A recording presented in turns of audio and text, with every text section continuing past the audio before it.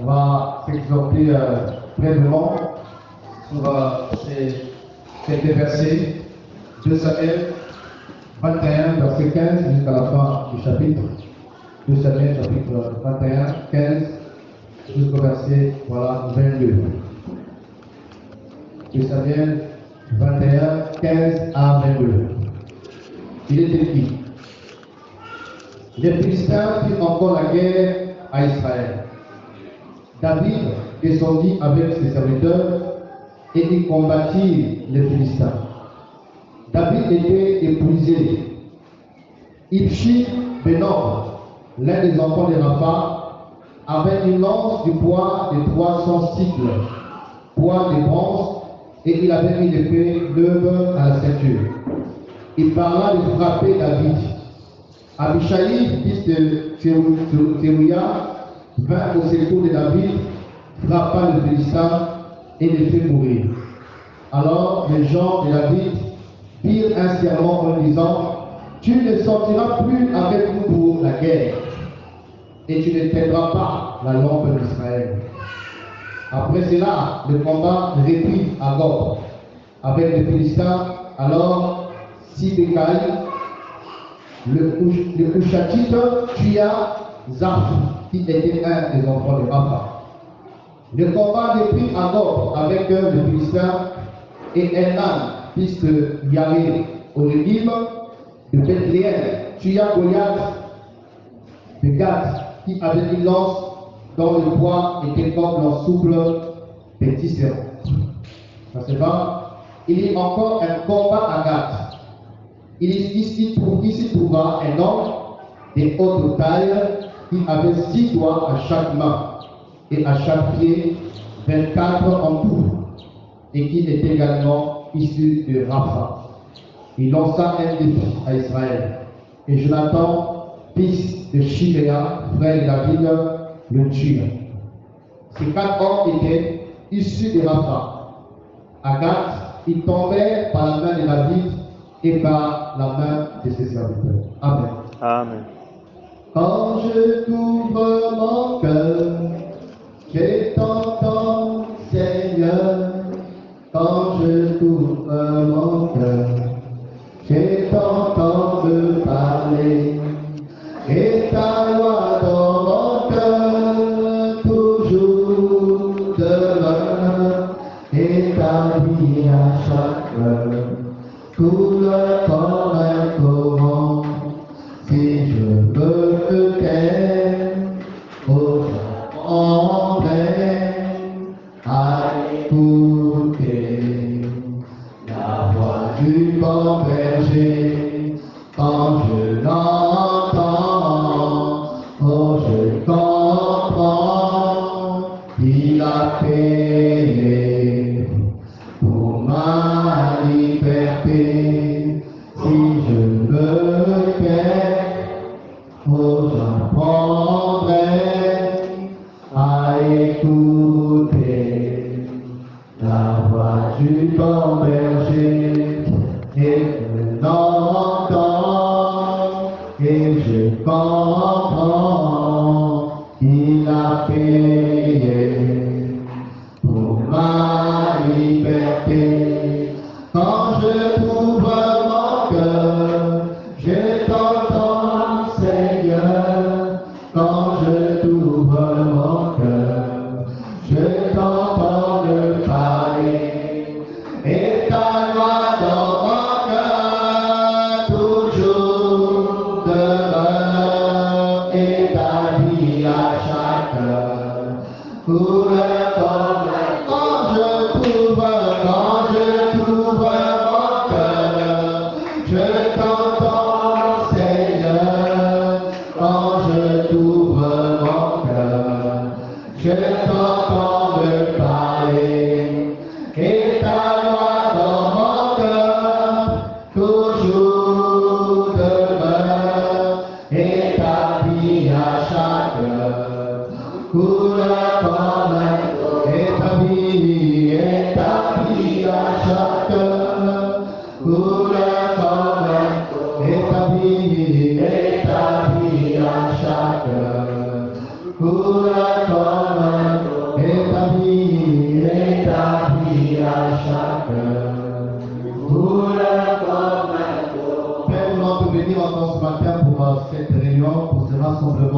célébration. Merci encore pour la force, la joie que tu as mis dans nos cœurs pour chanter les cantiques, pour te louer, t'adorer et témoigner des bienfaits. Et nous voulons tous nous mettre à temps pour ce temps, faire le partage, prier pour que le Saint-Esprit ouvre l'intelligence pour la compréhension de ta parole. Et laisse que ta parole trouve au roi du roi, Yahweh, des cœurs fertiles, des cœurs favorables au Père Tout-Puissant, de façon qu'elle puisse germer, produire les fruits que tu attends pour les uns et les autres, pour la gloire de ton Seigneur. Au nom de Jésus. Amen. Amen. Alors, nous allons parler un peu de ce texte qui nous parle d'un extrait de la vie de David. Et la Bible dit que voilà, la parole dans son ensemble, dans son entièreté, a été écrite, a été inspirée pour notre instruction. Et ces choses ont été écrites pour nous instruire, pour nous enseigner, pour nous encourager. Et David, comme on le sait, c'était l'un des personnages dans l'Ancienne Alliance qui a eu des grandes expériences avec le Seigneur, des grands exploits avec le Seigneur, que le Seigneur avait choisi pour diriger son peuple, pour être roi, leader, voilà, dans la nation d'Israël. Et dans ce passage, on va lire, on nous parle d'une série de guerres, une série de batailles, une série de confrontations entre David et les Philistins. Alors nous allons parler un peu tout au long de la guerre, qui fait partie de notre quotidien en tant qu'enfant du Seigneur. Alléluia. Qui fait partie de notre réalité de tous les jours. Parce que, rappelons ce matin encore, étant qu'Église, étant que disciples du Seigneur, nous sommes des soldats. Nous avons aussi la fonction des soldats, des guerriers. Alléluia. Voilà, nous sommes l'armée du Seigneur. C'est pourquoi la parole nous parle de l'armée du combattant. Dans Éphésiens 6, on nous parle du casque du salut, on nous parle de l'épée de l'esprit, on nous parle de la certitude de la vérité, on nous parle de la cuirasse de la justice, on nous parle de porter de la foi, on nous parle, voilà, des chaussures pour annoncer l'évangile. Et toutes ces choses révèlent que le chrétien, c'est un adorateur, le chrétien, c'est voilà, c'est la lumière, le chrétien, c'est voilà, le sel de la terre, le chrétien, c'est aussi un soldat. Alléluia. C'est aussi un guerrier. Parce que, les amis, nous sommes confrontés à un ennemi terrible. Voilà, Satan et son bateau. Nous sommes en guerre. Et dans ce passage, on voit ici David et ses hommes qui vont être attaqués par les Philistins. Les Philistins qui étaient les ennemis jurés d'Israël. Les Philistins qui ne rêvaient que de l'anéantissement d'Israël. Les Philistins qui ne respiraient que l'extermination totale de la nation d'Israël. Mais on peut remarquer que malgré toutes les attaques, les oppressions, les coalitions, voilà, qui mettaient en place pour chercher à déstabiliser Israël, tout cela était l'une et sans doute. Alléluia. Pourquoi? Parce que la force d'Israël, c'était pas l'armée. La force d'Israël, ce n'était pas les tactiques militaires. La force d'Israël, c'était Yahweh des armées. Alléluia. L'Éternel des armées. C'était lui qui était, mes amis, la force d'Israël. Comme pour nous également. Le Seigneur, c'est lui qui est notre force. C'est lui qui est notre capacité. C'est lui qui, comme il est écrit, qui nous préserve de toute chute. Alors, ce matin, juste encore pour conscientiser chacun de nous que nous sommes en guerre. Amen. Que nous sommes dans la bataille. Que ce soit dans nos familles, que ce soit dans le milieu professionnel, que ce soit dans la sommet locale, où que nous soyons, je sais encore vous rappeler que nous sommes en guerre et que nous sommes des guerriers et des guerrières. Alléluia. Et étant des soldats, il ne nous est pas permis de vaincre, qu'est-ce que je dis, de connaître la défaite. On n'a pas à perdre dans la bataille. On n'a pas à subir dans le combat. On n'a pas à être écrasé par l'adversaire. Parce que ce qui est en nous, il est comment? Plus fort. Il est comment? Plus fort. Il est plus fort que qui? Que celui qui est dans le monde. Nous avons ébloui des promesses attachées à la victoire. On n'a pas le temps de rappeler toutes ces paroles, ces promesses des amis bibliques qui nous garantit la victoire permanente devant le péché, la victoire devant les démons, la victoire devant le monde et ses stratégies, la victoire devant la tentation. Notre Seigneur est témoigné, qui a été confronté à la tentation. Voilà la cupidité. On lui a dit, prends ces mots plus fort, tais-toi, et que je puisse avoir mon permis. Mais le Seigneur a été notre Sœur, alléluia, qui a pu surmonter ce combat. C'était un combat, n'est-ce pas, Emmanuel? C'est un combat, non? Voilà, c'était un combat que je prenne, que je laisse, que je prenne, que je laisse.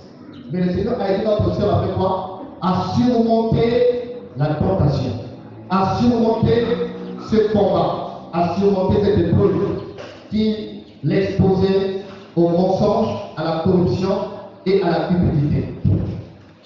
Alors, maintenant sur le texte, on nous dit ceci: les Philistins firent encore la guerre à Israël. David descendit avec ses serviteurs et il combattit les Philistins. Donc, on voit qu'ils étaient attaqués, ils étaient surpris par les Philistins. Et David et ses hommes n'ont pas croisé les bras, ils ne sont pas restés indifférents ni insensibles.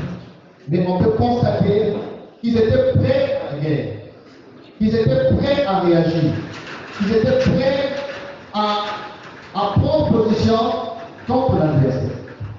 Ils étaient préparés. Alléluia. Amen. C'est encore pour nous rappeler qu'il est important, les amis, que la marche dans les services, pour que nous soyons, que nous puissions toujours être préparés pour la guerre. Parce que l'ennemi n'avertira pas quand est-ce qu'il va attaquer, à quelle heure il va agir, à quelle circonstance. Il ne révélera pas son plan, son planning, son programme d'attaque. Alléluia. Donc à tout moment, mon ami, tu peux être surpris par une flèche, tu peux être surpris par une coalition, tu peux être surpris par une vague d'impunité, par une vague de publicité, par une vague de bonnes pensées. À tout moment, mes amis, l'ennemi peut nous surprendre. Mais on voit ici, la Bible dit, les Philistins sont descendus et ont attaqué Israël, et David et ses hommes sont descendus. Pourquoi? Ils étaient prêts. Ils avaient leurs armes à leur place. Ils avaient leurs lances. Ils avaient leurs boucliers. Ils avaient leurs casques. Ils avaient leurs épées. De façon quand l'ennemi a surgi, aussitôt ils ont réagi. Et ils ont réagi pas pour perdre, mais ils ont réagi pour écraser l'adversaire. Alléluia. Ah oui, parce que la Bible dit que nous sommes plus que vainqueurs. Amen. Amen. Plus que vainqueurs par celui qui nous fortifie. Amen.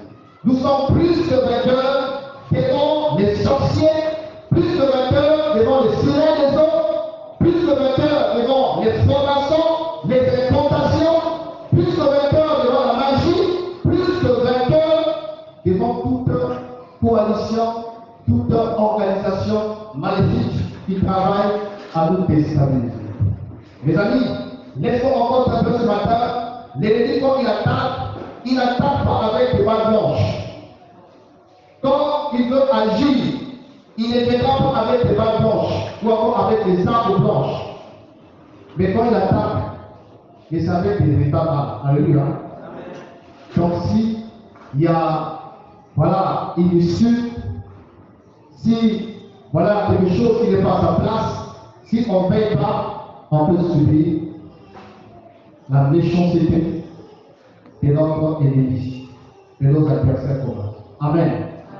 Donc David et ses hommes, qu'est-ce qu'ils ont fait? Ils combattirent les Philistins et David était épuisé. Donc après avoir livré bataille contre les ennemis, après avoir dépensé de l'énergie pour combattre l'adversaire, David dit quoi? Il était épuisé. Il était fatigué. Et ça aussi, les amis, rappelons que c'est une réalité normale. Que ça peut arriver que dans la marche, dans les combats, dans les tiraillements, avec quelque chose qui cherche à nous contrôler, à nous détruire, à nous asservir, que nous puissions nous relâcher. On peut tailler par la fatigue. On peut tailler par le relâchement. Alléluia. Amen. Et qu'est-ce qui s'est passé? La Bible dit que quand David était fatigué, l'un des Philistins a discerné qu'il était épuisé. L'un des Philistins a discerné qu'il était affaibli. L'un des Philistins a discerné que c'était l'occasion qu'on aura pour lui donner un coup. Voilà, de mort. Parce que Satan possède le discernement. Alléluia. L'ennemi aussi a le discernement. Il te connaît, il te voit, il te contrôle, il t'observe. Il voit que là, c'est là est dans la distraction. Que celui-là, il est, voilà, affaibli.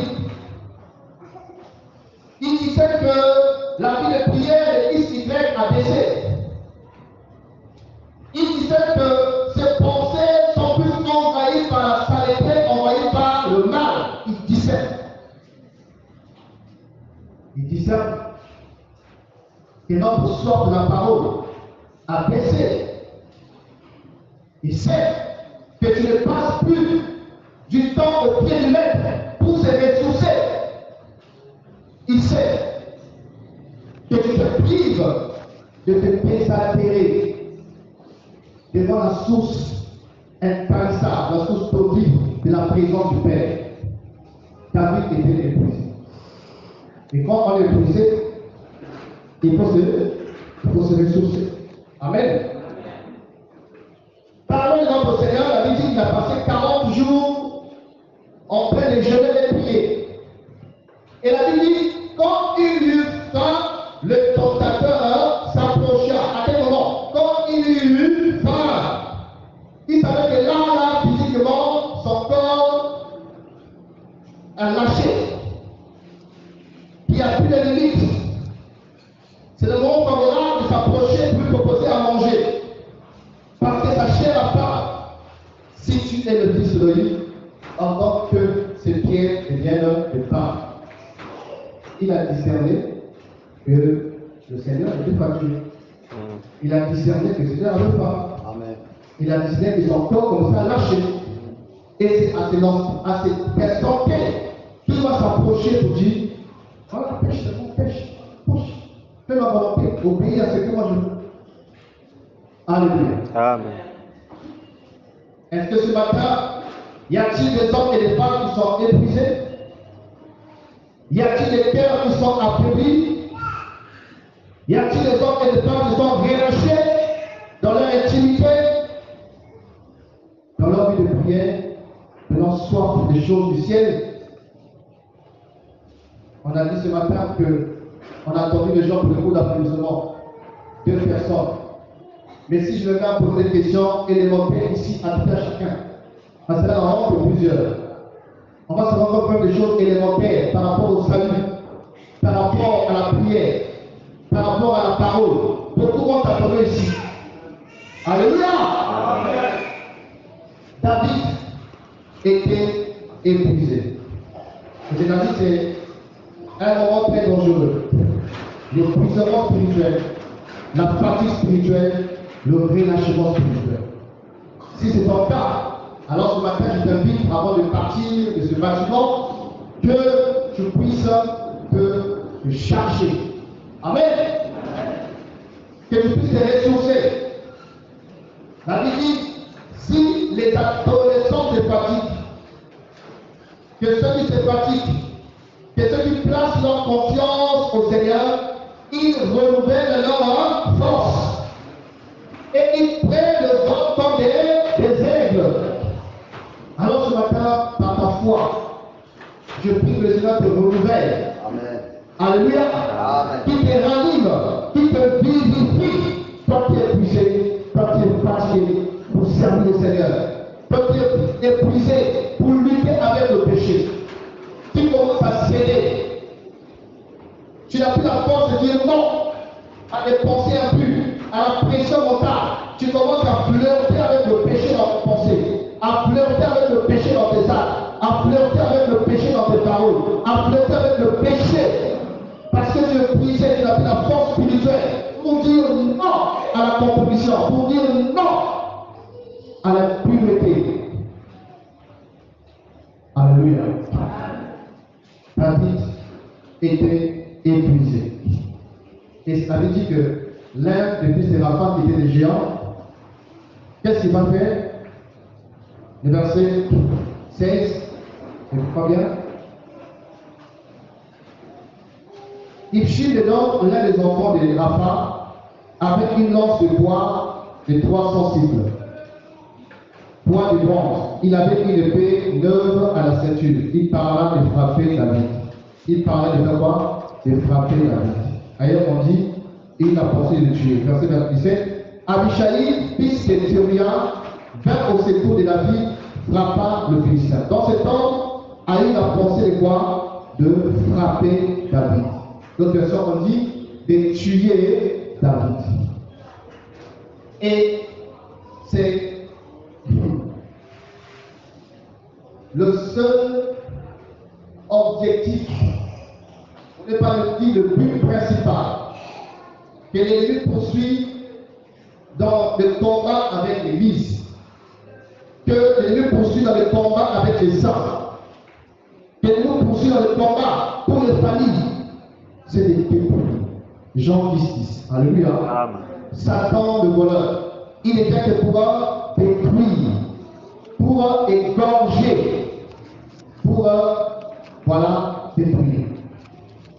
Donc il n'est pas qu'il a eu la pensée de le blesser, non, de le tuer. Alléluia. Amen. De le tuer. Donc, si pour l'occasion favorable, il accomplira son désir, c'est de voir mort spirituellement peut-être, c'est de voir mort physiquement peut-être. Moi d'occasion, il détruira ta famille, il détruira ton couple, il détruira ton mariage, il détruira ton foyer, si tu ne payes pas. C'est le destructeur.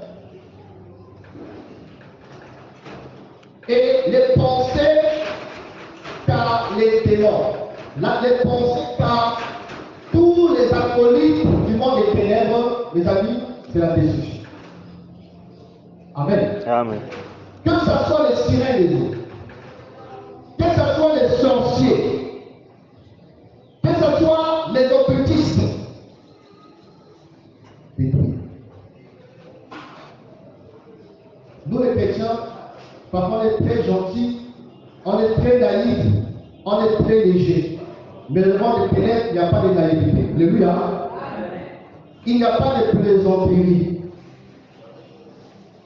Je vous partagerai un témoignage où je regarde. Il n'y a pas d'amusement. Il n'y en a pas. C'est pourquoi il faut être vigilant, il faut veiller. Amen. Amen. Et être toujours prêt pour défendre ça et pour combattre l'ennemi qui veut chercher à envoyer. Alors il est écrit que l'un des enfants, l'un des enfants de David, qu'est-ce qu'il va faire? Il va réagir. Verset 27, on dit Abishai, fils de Théoria, vint au secours de David, frappa le Philistin et le fit mourir. Alors les gens de David virent un serment en lui disant, tu ne sortiras plus avec nous pour la guerre et tu ne perdras pas la lampe d'Israël. Donc David était puissant, donc il était dans une position de faiblesse où il ne peut pas réagir lui-même combattre. Mais c'est l'un de ces éléments qui était à côté de lui, qui avait aussi discerné, constaté que ce monsieur voulait tuer David. C'était alors que David ne faisait pas attention. Mais lui, il a veillé. Sur qui? Sur David. Amen. Il a veillé sur lui. Et il a réagi en tuant ce Philistin. Alors ici encore, on découvre le principe de la communion fraternelle. Amen. La communion fraternelle. Où nous sommes appelés à veiller les uns sur les autres. On a veillé sur David et on a épargné les malheurs. Un frère était attentif du complot de la conspiration adverse et il a réagi. Alléluia. Amen. Et la parole nous encourage aussi les femmes de l'Église que nous devons, voilà, veiller les uns pour les autres. Combattre pour les autres. Être le gardien de ton frère et de ta soeur.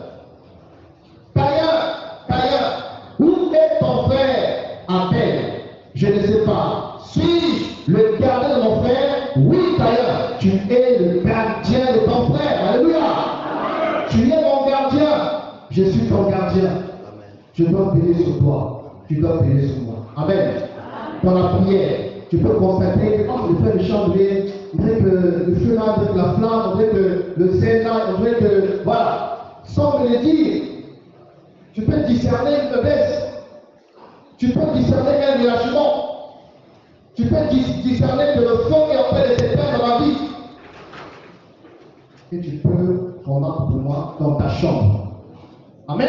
Amen. Tu fléchis les genoux comme ce monsieur. Et tu combats pour le frère Charles. Tu combats pour le frère Blaise. Tu combats pour la soeur Eugénie. Tu combats pour ta soeur, pour ton frère. Tu combats. La deuxième parole est Epaphras. Colossiens 4 nous dit Epaphras, l'un des frères de Colosse, il tombe à terre la prière pour les saints. On peut lire ça rapidement. Alléluia. On est là? Où la chaleur nous entend. Ah, ça va aller. C'est tellement petit pour qu'on a besoin de commission. Amen. Voilà, c'est bien fait. Colossiens 4 dit ceci. Epaphras, votre compatriote, vous salue. Serviteur de Christ et Jésus, il ne cesse de combattre pour vous dans ses prières, afin que, parfait et pleinement convaincu de la volonté de Dieu, vous teniez ferme. Waouh!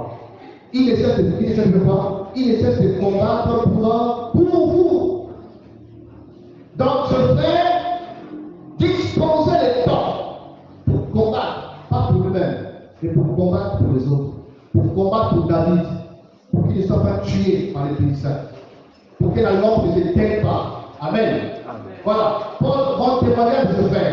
Il dit qu'il ne cesse de combattre pour vous dans cette prière, afin que vous teniez bon.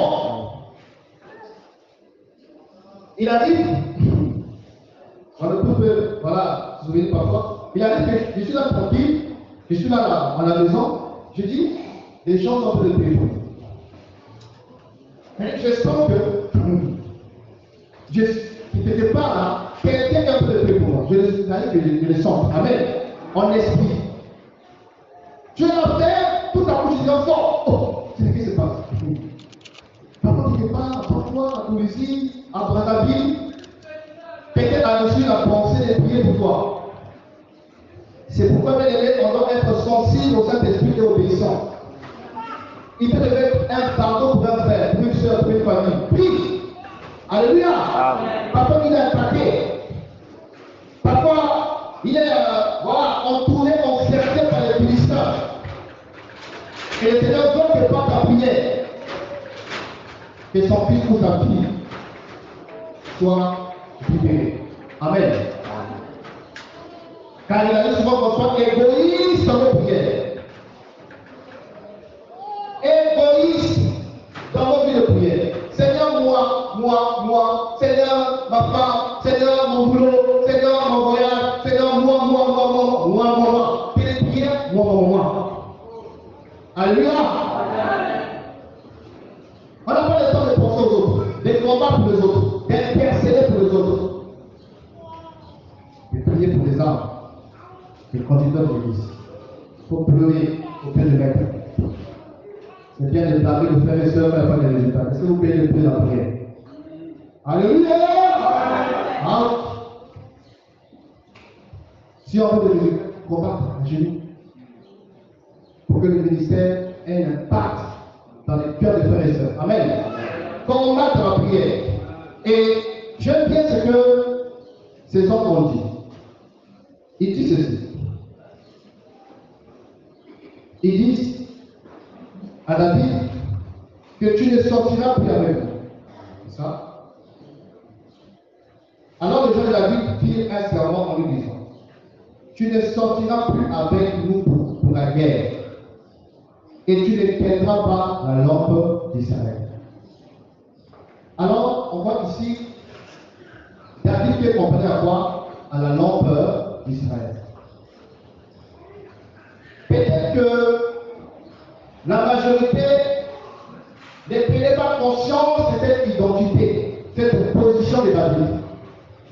Mais Satan, par les Philistins, connaissait la position spirituelle de David. Qu'il est la lampe d'Israël. La lampe que Yahweh avait établie parmi son peuple pour l'éclairer au travers de la parole qu'il avait dessus, au travers de l'onction royale qu'il avait dessus. Il était une lampe parmi le peuple pour éclairer le peuple. Donc l'attaque de Philistins était orientée, était à dessein pour éteindre la lampe d'Israël. Tout ce qu'ils faisaient, les complots, les attaques, les conspirations, parce qu'il y avait la lampe qui était allumée. Alléluia! Il faut que cette lampe s'éteigne et que les ténèbres règnent parmi le peuple. Que la confusion règne parmi le peuple. Que la débandade règne parmi le peuple. Il était le berger. Je frapperai le berger et les brebis seront dispersés. C'est ça la stratégie que Satan a toujours utilisée. Frapper le berger pour que le troupeau se disperse. Frapper le berger pour que les brebis soient dans la confusion. Frapper le berger pour qu'il y ait l'errance parmi le peuple. Et les deux commencent à errer ça et là. Parce que les leaders du berger, ils montrent le chien. Alléluia. Ils montrent le chien.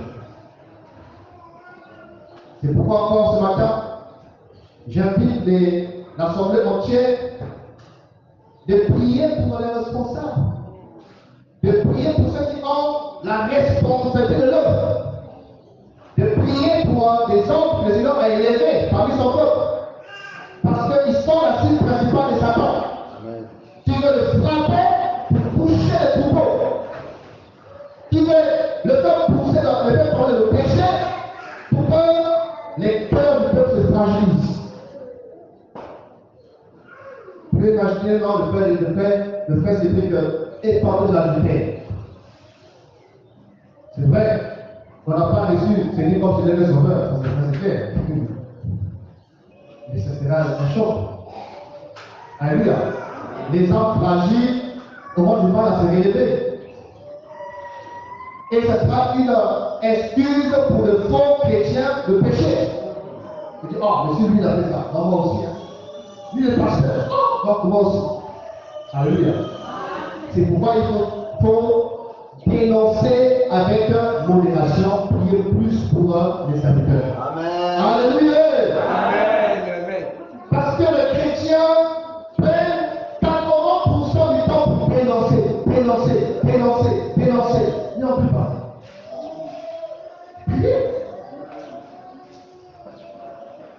Parce que le lieu frappe le berger pour que le troupeau se disperse. Il veut frapper ceux qui ont la responsabilité de l'œuvre pour que la lampe s'éteigne. Alors David était la lampe d'Israël, comme toi, comme moi. Nous sommes aussi qui? Des lampes. Amen. Alléluia. Amen. La Bible dit que vous êtes la lumière du monde. Tu es une lampe. Nous sommes la lumière. Et le Philistins est dérangé par la lumière. Amen. Amen. Les Philistins de ta famille, ils sont dérangés par la lumière que dégage ta vie. Les Philistins de ton quartier, les Philistins de la nation, même les Philistins de l'église locale. Alléluia! Ils sont là aussi. Hein? Ils sont dérangés par la lumière. Alors il faut partir des stratégies. Il faut partir des mécanismes. Il faut réfléchir comment faire pour que la flamme soit plus baissée, soit éteinte. il va mettre en place tout un ensemble de stratégies, de tactiques pour porter atteinte à la lampe, porter atteinte à la lumière. Alléluia. La Bible dit que, parlant de du Seigneur, que vos lampes soient allumées. Que vos lampes soient allumées. Donc veille, mon ami, pour que ta lampe ne s'éteigne pas à l'image de vierge fort qui n'avait pas d'huile. Et quand le problème est arrivé, la lampe est éteinte. Alléluia. Veille sur ta lampe. Alors, tu ne sortiras plus avec nous et tu ne tiendras plus la lampe d'Israël. Et ensuite, pour finir, nous dit ceci. Après cela, le combat est pris à mort. Alors on dit, après cela, il y a encore guerre. Notre personne. Il y a encore guerre. Verset 19, le combat est pris à mort. Le combat est pris. Verset 20, il y a encore un combat. Vous voyez ça arrive. Hein? Il y a encore guerre, il y a encore guerre. Donc, toute fois qu'ils venaient, ils étaient massacrés par David et ses hommes. Mais les Philistins ne s'en pouvaient pas vaincus. Alléluia. Il y a encore guerre, il y a encore. Donc aujourd'hui, il peut arriver, quand la sœur Eléria a écrasé les Philistins de la corruption là. Mais il va devenir ma sœur. Il te le prend. Il est là. Aujourd'hui, tu l'as vaincu. Tu as surmonté, mais la Bible dit qu'il y a encore guerre. 4 fois. Il y a encore guerre. Il y a encore guerre. Il y a encore guerre. Donc, ça veut dire quoi? Tant qu'on est sur la terre, la guerre spirituelle, voilà, ne finira pas, ne s'arrêtera pas. Amen. On est en guerre de façon perpétuelle, permanente, régulière et quotidienne. Lundi, tu as vaincu. Mardi, attends encore la guerre. Mardi, tu as vaincu. Mercredi, attends encore une guerre. En janvier, tu as vaincu les batailles de janvier. En février, attends aussi une bataille. Alléluia. Voilà. Donc, l'ennemi ne s'avoue jamais vaincu. Il est téméraire, il est têtu, il est déterminé. Il est patient. Satan peut prendre 5 ans en train de réfléchir comment il va faire tomber le frère des âmes. Pendant 5 ans, son dossier est dans le quartier général de l'Éternel. Vous voyez ça?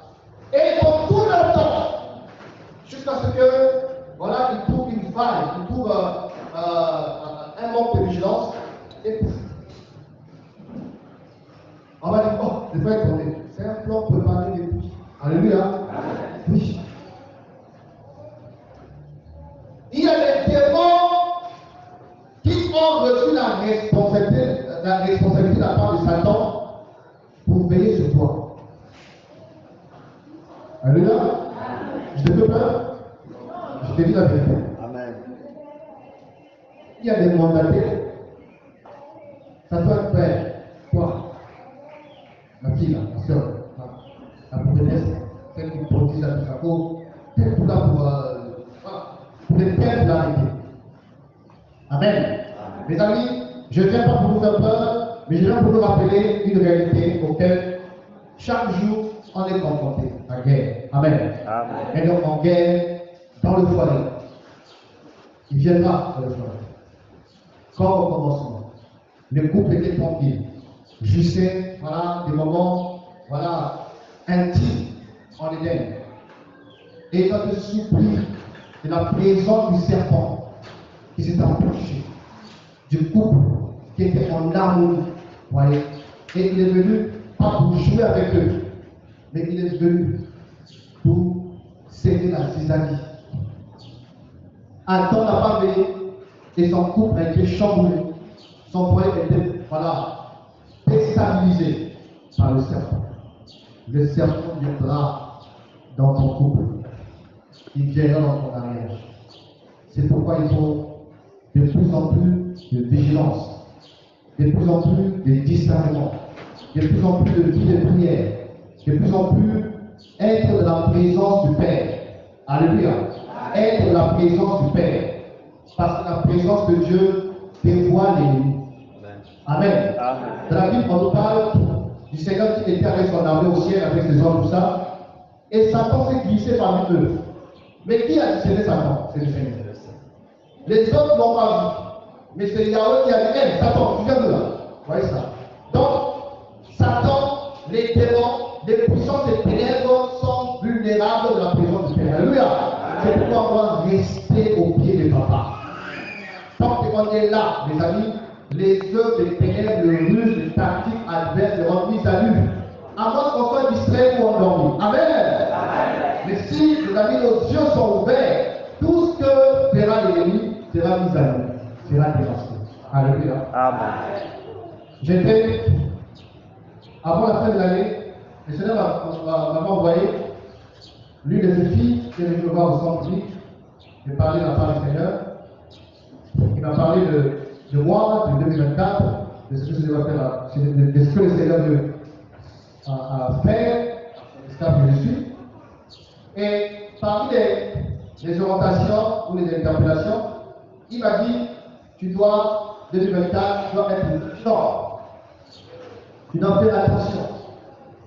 Parce que l'ennemi cherchera à te détruire. Tu dois faire attention. Après, il a insisté, Dieu va me dire avec moi. Il a beaucoup insisté sur la vigilance.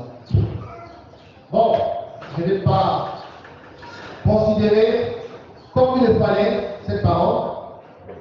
Alors, la semaine passée, je crois, j'étais parti à Indonésie. Et en rentrant, il s'est passé quelque chose. Bon, je ne vous ai pas les détails. Et dans le bus, où j'ai senti que j'avais mangé quelque chose de pas bien. J'avais mangé quelque chose qui a commencé à ronger ma santé. J'ai commencé à transpirer dans le bus, à tousser, les larmes coulaient. Vous voyez ça? Le cœur, la gorge était enflammée. C'est comme si j'étais brûlé par l'eau chaude. Donc la gorge qui défait jusqu'au cœur. Et je paniquais. Je dis, Seigneur, qu'est-ce qui m'arrive? J'ai même failli arrêter le bus parce que je rentrais sur le comptoir. Après, j'ai la pensée de prier. Seigneur, j'ai prié. Tout parce que je rentrais, je suis arrivé à la porte. Alors, quand j'arrive à la maison, je fais une porte au ciel.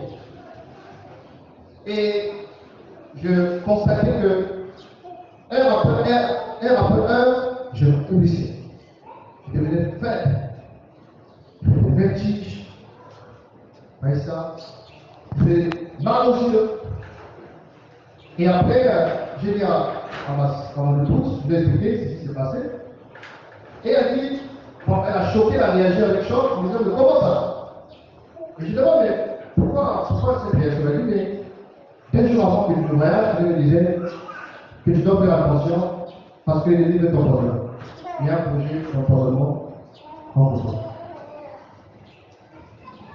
Je dis, bon, quand ce qui se passe, ça passe, c'est l'empoisonnement. Alors c'était compliqué. Et après le maladie m'a appelé également. C'est-à-dire qu'on prend le temps, des témoignages comme ça, on fait les bras en paix, tout ça déjà, vous connaissez le fait pareil.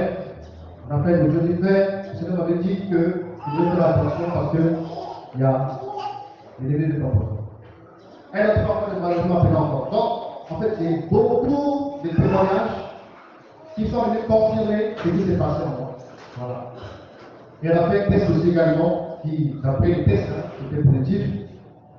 Mais le Seigneur, il m'a pas encouragé à aller à l'hôpital.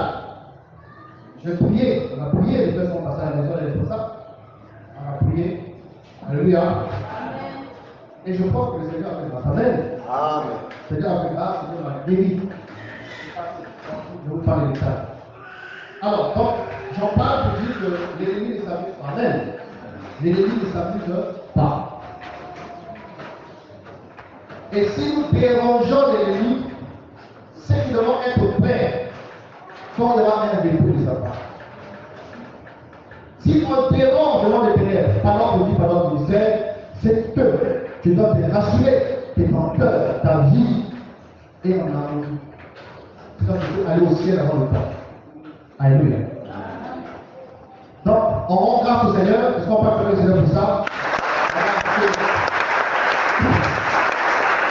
est celui qui veille sur nous. Il est celui qui a dit, vous trompez le breuvage mortel. Cela nous demande au cœur. Je suis debout. Debout. Je suis dit que je vais le voir. Quand le frère m'a prié, quand il a envie de prier, j'ai senti comme si j'étais dans un trou et commençait à sonner le trou. Et ce m'a dit que le péché de Dieu c'était une porte à Brésil et je rentrais par rapport. Mais il a pitié de moi. Il a pitié de ma femme, de mes enfants, il a pitié de vous aussi, c'est ça. C'est pas ça. Amen. Gloire au Seigneur. Alléluia.